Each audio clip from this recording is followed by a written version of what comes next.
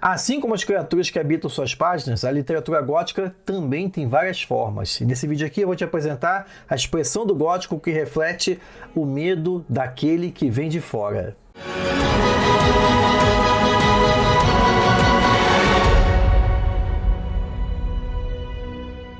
E aí, tudo fantástico com você? Nesse vídeo aqui, como você viu aí na capa, eu vou falar do gótico imperial. Já falei do gótico imperial aqui no canal Fantástico Cursos. Tem um vídeo aqui que eu vou deixar marcado aí em cima sobre o gótico colonial, que na ocasião foi uma palestra que eu dei na semana do romance gótico lá da USP, sendo que naquela ocasião foi um vídeo extenso onde eu foquei especificamente no romance A Ilha do Dr. Moreau, né, considerando que era o evento é sobre o romance inglês. Então, nesse aqui eu vou focar um pouco mais para falar das origens, manifestações do gótico imperial, tá?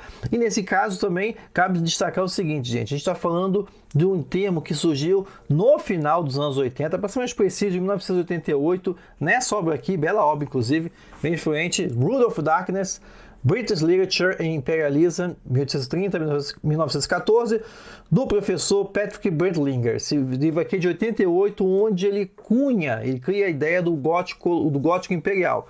Gótico imperial, ele une o quê? Ele une, de um lado, a ideologia, uma visão deturpada do darwinismo, nessa questão da crença da superioridade de raças específicas, na inferioridade intrínseca de raças específicas, e também tem um componente de um interesse pelo oculto, que se manifesta na forma de crenças, religiões, da presença sobrenatural em regiões afastadas, normalmente dominadas pelo Império Britânico. Sim, aqui a gente está falando de um contexto de uma literatura que floresceu no século XIX e que reflete bem as angústias e tensões da Inglaterra na época, né, conhecida como Império Britânico, porque a Inglaterra tinha possessões coloniais desde Hong Kong até o Canadá, passando pela Palestina, pela África, ou seja, que justificava a famosa frase: o sol nunca se põe no Império Britânico, porque quando estava caindo, chegando à noite em algum canto do mundo dominado pela Inglaterra, estava aparecendo o sol em outro canto do mundo dominado pela Inglaterra. Então, o que acontece é que dá trabalho para você gerir, né, para você administrar um enorme império como esse. Sempre é palco de motins, de rebeliões diversas. E sim, diversas rebeliões aconteceram em diversas regiões, desde o final do século XVIII, em regiões dominadas pela Inglaterra, revoltas na Jamaica, revoltas no Afeganistão, revoltas na África do Sul. Isso acabava criando um ponto de tensão, questões de ansiedade, questões de angústias sobre o europeu, né? Além do alto custo de você manter essas colônias, do próprio questionamento interno, do tratamento que a Inglaterra reservava aos habitantes dessas colônias. Então isso tudo é marcado pela questão do gótico imperial. Para o Brentlinger, aqui ele argumenta que o gótico imperial ele floresceu em 1885, no período de 1885 até 1916. 1885 é a publicação de uma obra que você conhece, que é As Minas do Rei Salomão, do escritor Rider Haggard, que a gente pode falar que é um protótipo do Indiana Jones, né?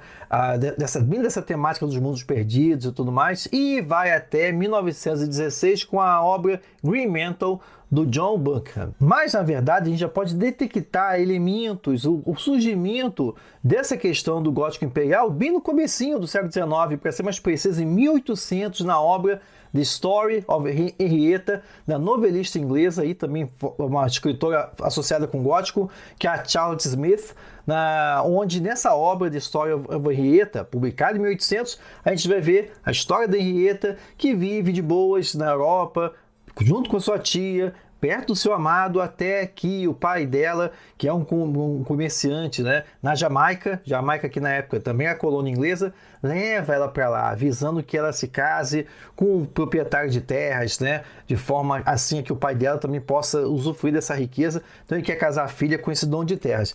E aí a história que a gente vai observar é o contínuo receio da Henrietta de se ver assaltada, né? Se ver abusada sexualmente pelos negros que habitam a Jamaica. Então aí a gente já está vendo bem essa visão, algo bem peculiar do gótico imperial, e que depois, em outra obra, a pesquisadora Alexandra Warwick, ela vai batizar de gótico colonial, né? Ou seja, você encontra o termo gótico imperial, cunhado pelo Brent Linger, também na forma desse termo gótico colonial. Nesse caso, a gente encontra isso no verbete que a pesquisadora Alexandra Warwick escreveu aqui para o The Handbook of Gothic Literature, editado pela Mary Mulvey Roberts, tá? Onde a Alexandra Warwick descreve o gótico imperial, no caso o gótico colonial, né, manifestado de que forma? De duas formas. Primeiramente, retratando o impacto sobre a identidade europeia, nesse caso, a identidade inglesa, da inglesa, que se encontra numa colônia, que se encontra numa região habitada, dominada pela Europa, no caso da Henrietta, na Jamaica, né, na Jamaica, qual é o impacto disso sobre a identidade dela. E também, por exemplo, outro caso na Índia, como a gente vê, por exemplo, no clássico conto A Marca da Besta, de 1891, do Rudyard Kipling, em que um inglês ele desrespeita o templo do deus indiano, o templo do deus Hanuman, e aí ele apaga um cigarro na cabeça da estátua do deus Hanuman, e um sacerdote indiano leproso, isso tem todo mundo de significados, corre e encosta a cabeça dele, o sacerdote, no peito do inglês, o Fleet, e aí ele pega uma maldição. E esse inglês vai se transformar numa criatura bestial. Vai à leitura, aliás, é um conto que merece ser mais traduzido no Brasil, que é A Marca da Besta, e vai impactar diretamente no quê? Justamente nisso, nessa ruptura da identidade inglesa, né? Do inglês tem medo de ser contaminado, isso é uma palavra muito forte do século XIX, contaminação, degeneração, decadência do inglês naquele contexto no século XIX, né? Ou seja, se contaminar pela presença dele lá naquela colônia. Você vê isso também, por exemplo, um clássico já do começo do século XX, 1902, do Coração das Trevas, do Joseph Conrad, né? Que a gente também vê o efeito da presença do europeu lá na colônia, que a colônia, suas crenças, seus costumes têm sobre esse inglês, né? Sobre a identidade dele. Essa é a primeira expressão. A segunda expressão que Alexandra Warwick aponta é a questão da presença do estrangeiro na terra europeia, né? Como se fosse uma invasão. A gente vê isso, por exemplo, em clássicos das Irmãs Brontë, para citar dos casos, Jane Eyre, de 1847, e também do Morro dos Ventos Vivantes, também de 1847. Né? No primeiro caso, Jane Eyre, você tem a Bertha Manson, que é uma jamaicana, que é mantida escondida no sótão da casa. Já no caso do Morro dos Ventos Vivantes, é o Heathcliff, que é um cigano sem origem e tudo mais, que vai ali romper o status quo daquela família tradicional e tal, vai trazer a sua estrangeirice, vamos dizer assim, né, contaminando assim as pessoas com a sua influência.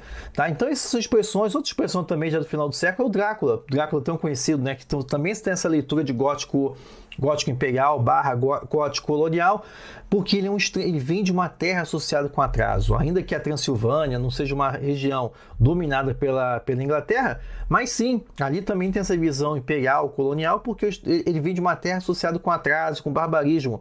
Isso, na própria cena de abertura do romance, né, o Hacker diz isso, né, à medida que os trens vão avançando para a Europa, que o trem vai avançando para o leste europeu, parece que eu vou voltando no tempo também, os trens vão ficando mais atrasados e tal. Ou seja, ele não é um deslocamento apenas espacial, né? É também um deslocamento cronológico. Tempo e espaço que se unem para mostrar essa questão, dessa visão dentro da Europa, né? Da Europa Ocidental em relação à Europa Oriental, né? Do leste europeu. Então também tem essa forma. Você também vê isso em um conto muito, muito legal do H.G. Wells chamado O Florescer da Estranha Orquídea, em que uma orquídea que vem do exótico Oriente é trazido para a Inglaterra. E o que isso causa, né? O que ela causa nas pessoas que tentam criar essa orquídea. Então não vou entrar em detalhes, que é um conto muito interessante. Você vê isso também na Pata do Macaco, mais um elemento, né? Ou seja, ou é um personagem como o Drácula, é um elemento, como uma orquídea, ou uma Pata do Macaco que está presente em solo europeu. Então essas duas principais manifestações do gótico imperial e gótico colonial. Lembrando também que o nome varia, né? Você encontra gótico imperial do Brent Linger, você encontra gótico imperial do Brent Linger, gótico colonial da Alexandra Warwick. Aqui também outra obra muito boa, fica a dica para os pesquisadores do tema, Gothic Images of Race in 19th Century Britain, do 8L Marshall, onde ele chama de gótico racial. Mas na prática é tudo essa mesma ideia, tá? Isso também se manifesta não apenas em relação ao imperialismo britânico, em relação às suas colônias, mas também dentro da própria Inglaterra. Você observa nuances, uma expressão, um reflexo do gótico colonial das elites europeias em relação ao próprio povo, às próprias massas inglesas, ou seja, o mesmo tratamento que as elites europeias, as elites inglesas, vamos supor, tinha em relação ao indiano, outros povos, ele também tinha relação ao povo, às massas, né? O povo como um ser, uma massa que também é bárbara, que também é supersticiosa, que também não tem refinamento, que também tem que ser controlada, tá?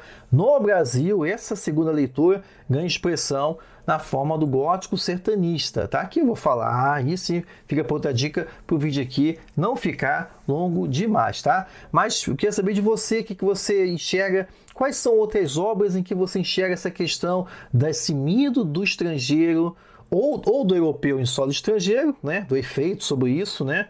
Ou então do elemento do estrangeiro vinculado, apresentado dentro da Europa, causando um efeito sobre os personagens, né? Então coloca aí nos comentários para a gente compartilhar esse elemento, essa questão sobre o gótico imperial no Instagram do Fantástico Cursos.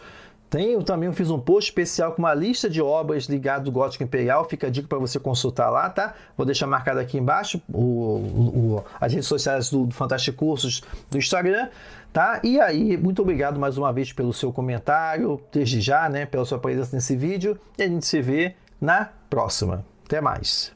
Confira outros vídeos como esse na playlist abaixo. E se você gostou desse vídeo, deixe sua curtida e indique o canal Fantástico Cursos para outras pessoas fantásticas como você. Muito obrigado pela sua presença, te vejo na próxima.